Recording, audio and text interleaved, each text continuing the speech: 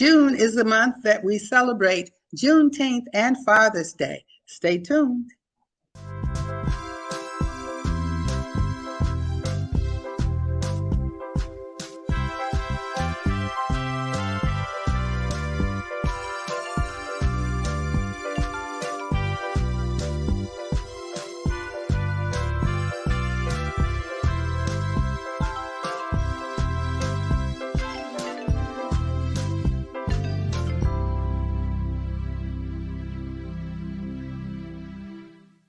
Welcome back to Pro-Life Praise with Evangelist Alveda King. It's June and we're celebrating Juneteenth and Father's Day.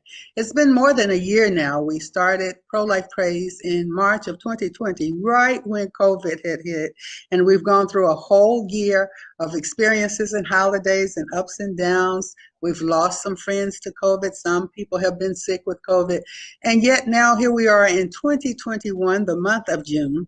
People are recovering somewhat, getting out more. Somebody asked me today, is your mom getting out now? And she is. Is she accepting visitors? Sometimes. So this summer is a little different from last summer. We're right now in a season of celebrating Juneteenth and Father's Day. Now, Juneteenth, as many people know now, because when President Trump, during his last months of his presidency, had celebrated Juneteenth, he had also talked about the Tulsa race wars and all of that. We wrote our book during that time, Black and Brown Americans in Search of the American Dream. And we talked about Juneteenth and reparations in that book. So June is an important month, thinking about independence. And then, of course, next month, July, 4th of July will come. And so I said, well, which one do we talk about? Do we talk about Father's Day or do we talk about Juneteenth? I asked myself, why not bring a father who can talk about Juneteenth? I immediately thought about YG Nyghtstorm, but why don't we bring YG on himself and let him talk? Hey, YG. Hey, how you doing, Evangelist? How are you, ma'am? I'm good. You know, have you been traveling since COVID 2020, 2021? Have you been doing any traveling at all? Well, I've been doing some traveling. I've been mainly taking care of my children. I was at my adult children because, you know, I was in D.C. and I had to come back home because I honestly miss my adult kids. I know. Call me soft. I'm an old lady who misses mine. I do too, you know. So I'm your spiritual God, Mom. I've got some years on you, but I miss my adult children. And Ward is 50. He's like, seriously, Mom? Yes, I get it.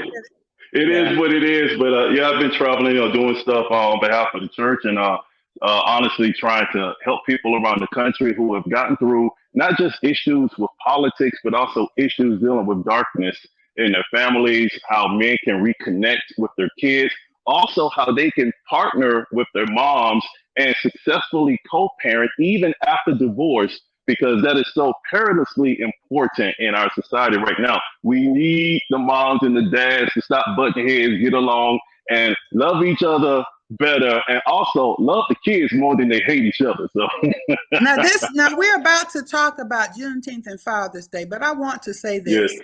As a mother and a grandmother, as an ex-wife who's been married more than once, you've heard me say I'm like the woman at the well, woman caught in the act, and Jesus came in and redeemed my life from destruction. Yeah.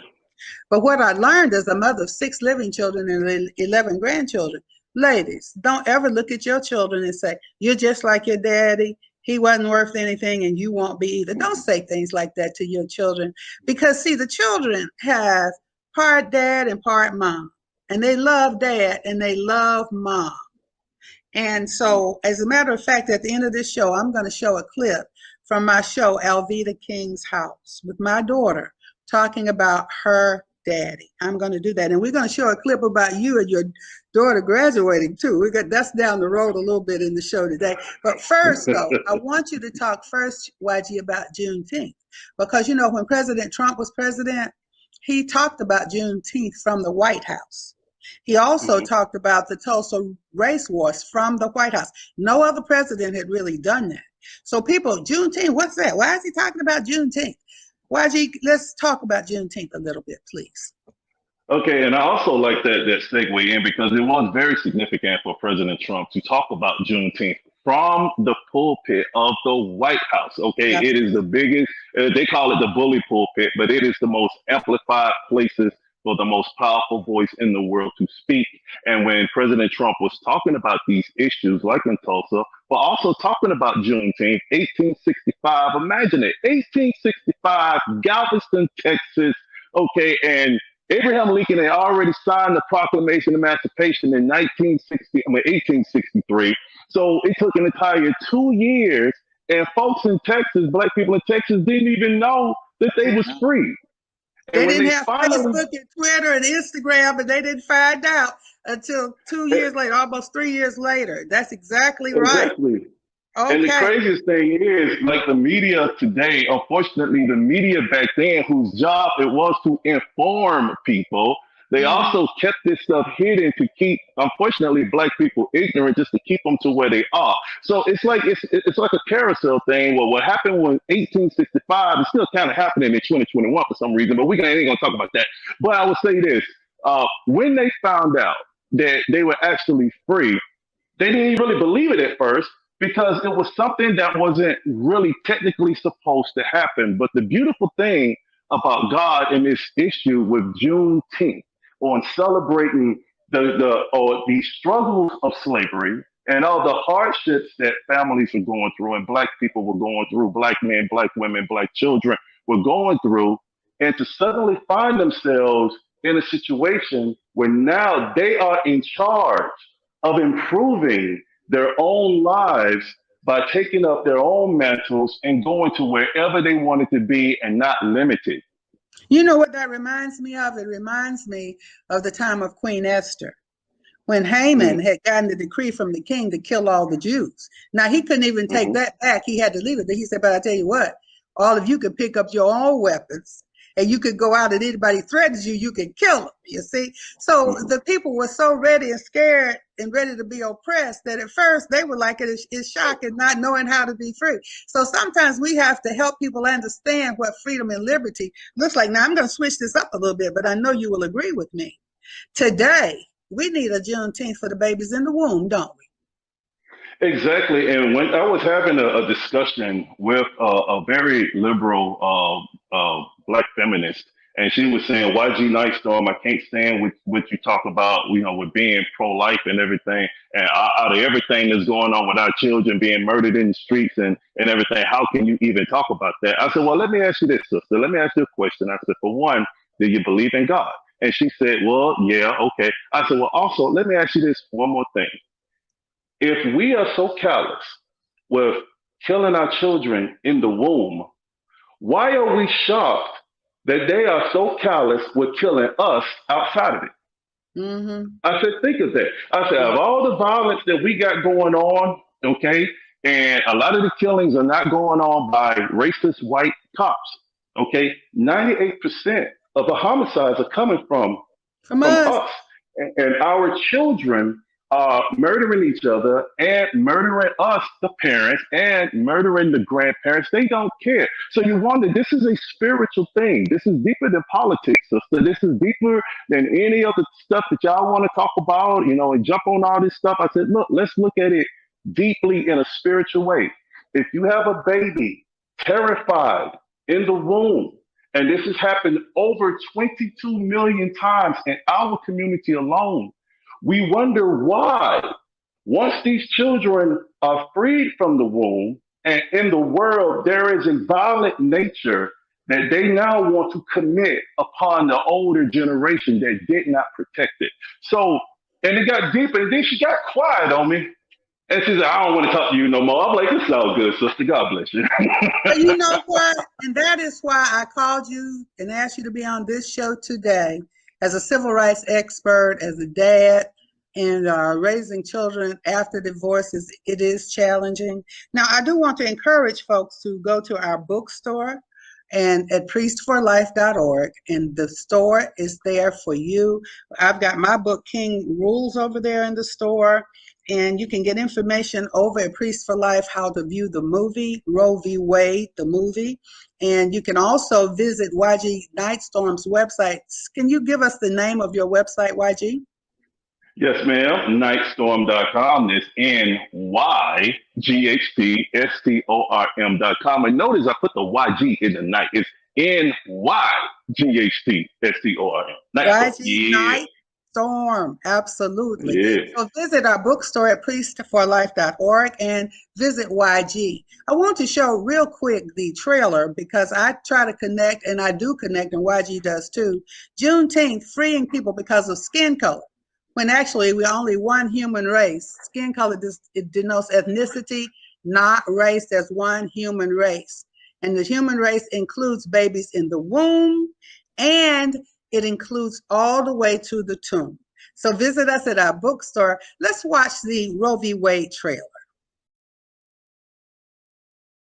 We will hear arguments in Roe against Wade.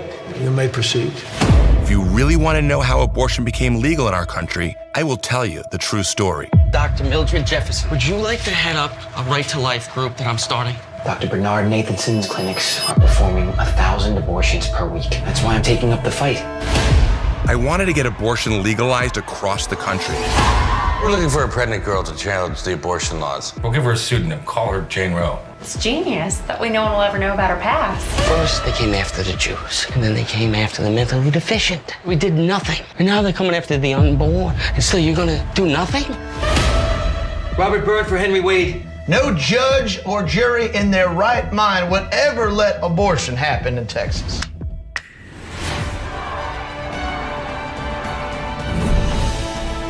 You've been watching too much TV. This case has nothing to do with women's rights. It's God's duty to forgive. It's ours to rule the law. You're changing your vote because your family found out. Or was it the media?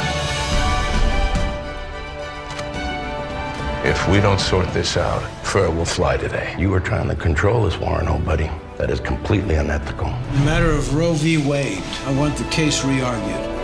Faith in God, respect for his law. That law being? Human law. We got the majority. We're gonna win. Perhaps this is beyond the authority of the Supreme Court. We are the law of the land. These girls should not be put through the pregnancy and should be entitled to an abortion. God, forgive me, what have I done? The true silent minority. Who is speaking for these children?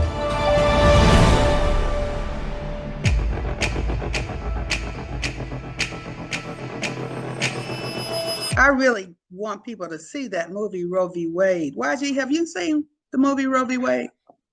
I've seen most of it, but once it got to a certain point, honestly, just being honest and transparent, I had to stop once you see the loss of life, of innocent life, because of, personally, it triggered me on what happened to me in 1999 when my own two twins, Howard and Hank, were aborted by my ex-girlfriend. And I am the father of a lot of children, you know, but I've also suffered the loss of 3 children. My oldest, Victor, was killed on his job in 2008, and my twins, Howard and Hank, were aborted in 1999. So when people ask, you know, do fathers feel?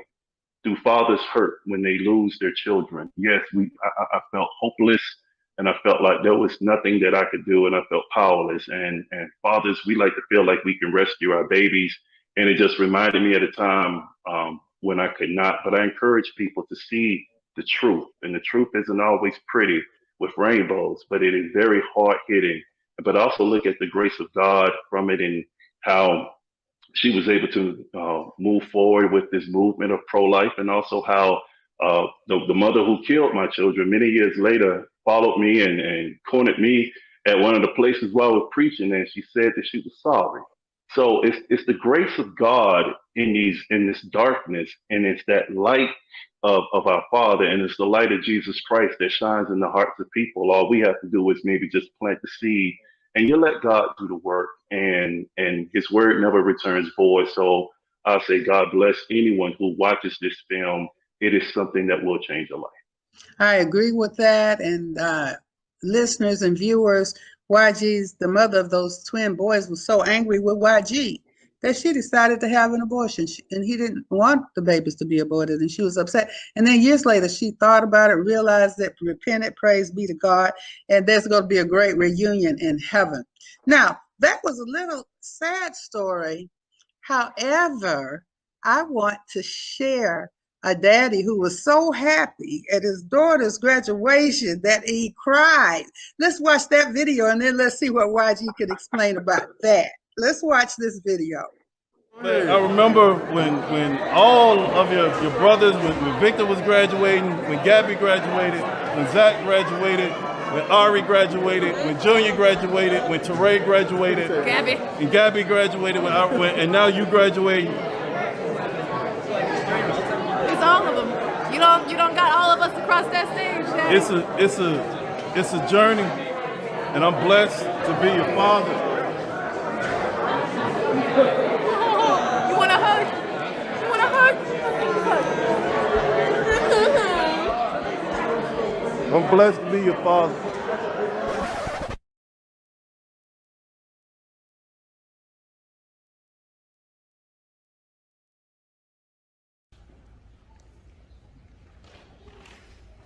Anita, Liz Shea, George. Woo!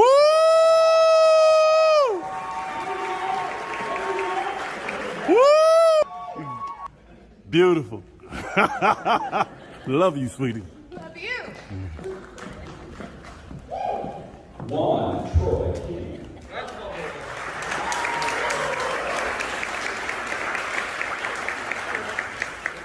And certify that they have all met all of the Department of Education graduation requirements. Site administrators and all on the stage, please stand and let's congratulate these graduates.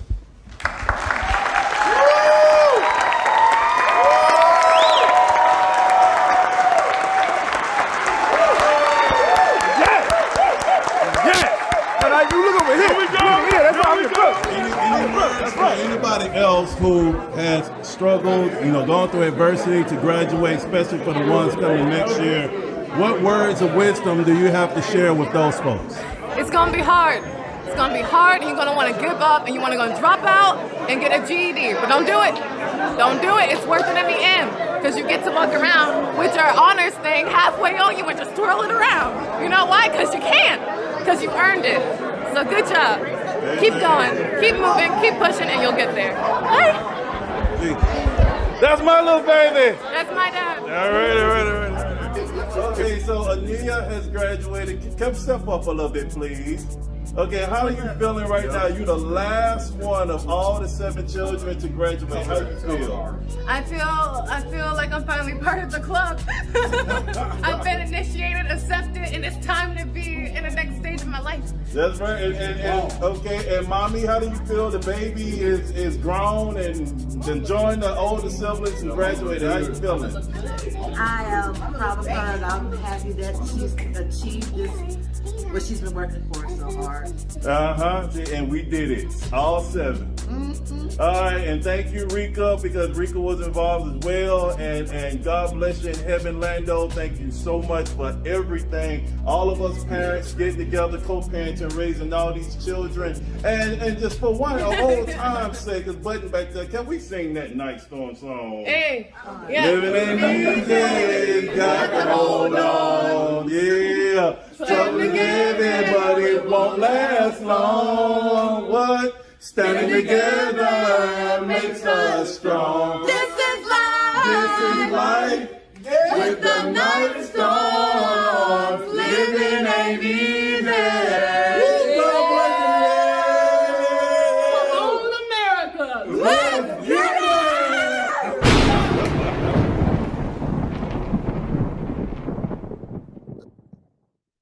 YG, it's okay for men to cry. My granddaddy, Martin Luther King Sr., would cry sometimes. So what were those tears all about, YG?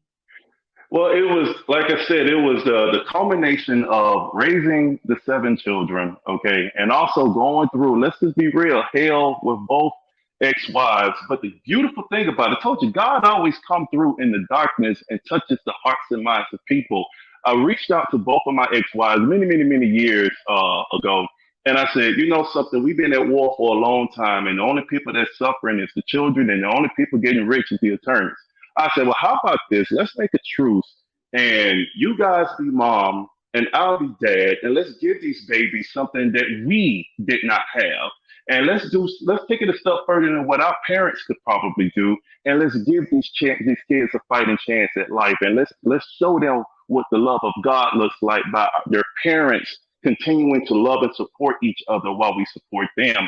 And trust me, it actually worked.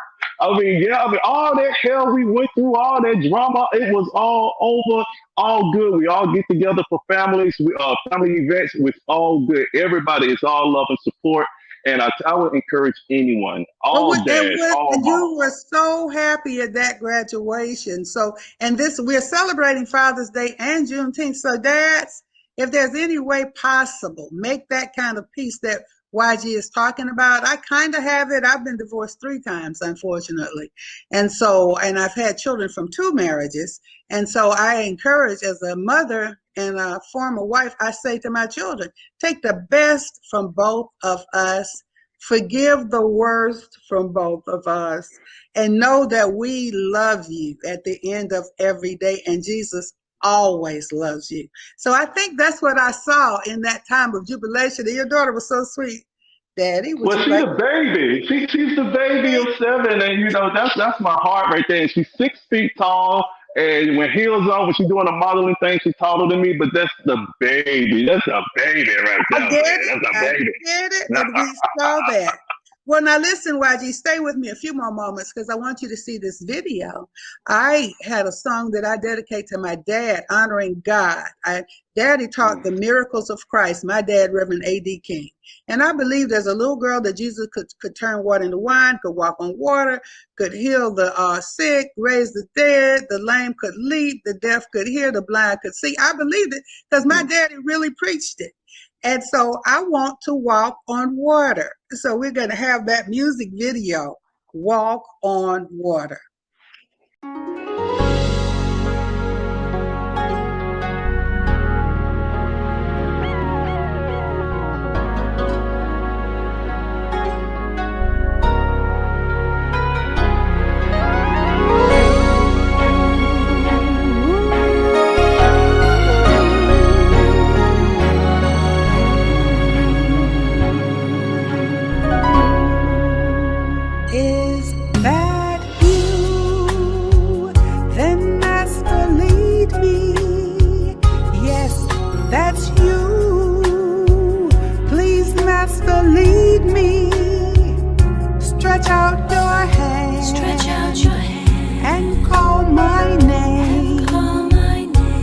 I will run to you. When I was just a little girl, my daddy, he read to me how Jesus Christ, the Son of God, came down to set us free.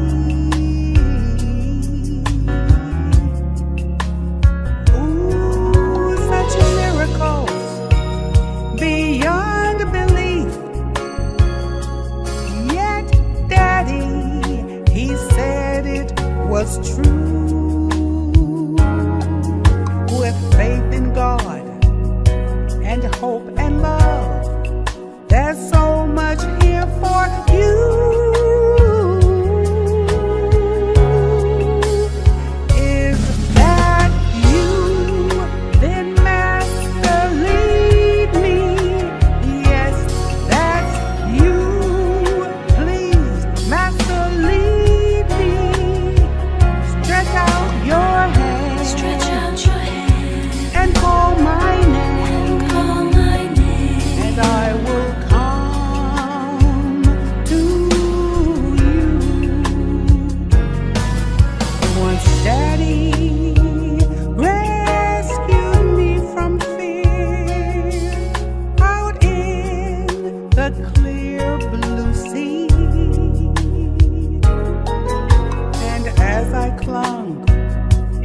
Daddy's neck, God's promise came to me.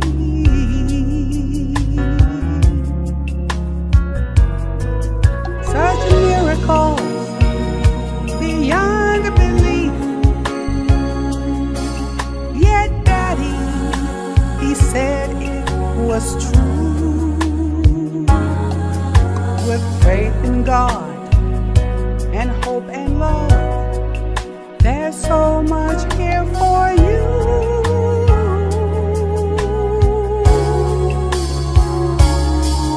Christ calms the storm, raises the dead, turns water into wine, and at his word, mere mortals do trust, and miracles come in time. The water and the blood, they could wash away the mud. Let me live and breathe and learn to love again. Teach me how to walk on water. Let me live and not be slaughtered.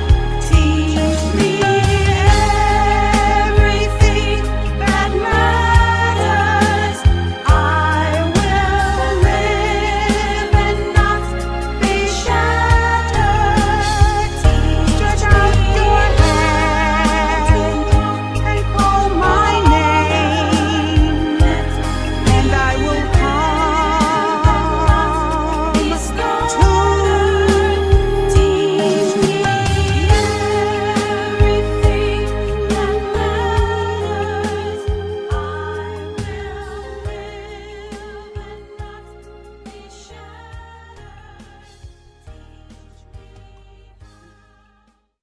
That's Walk on Water, honoring my dad who told me Jesus could walk on water. And I would love to walk on water, but even if I don't, Jesus is Lord. How about that?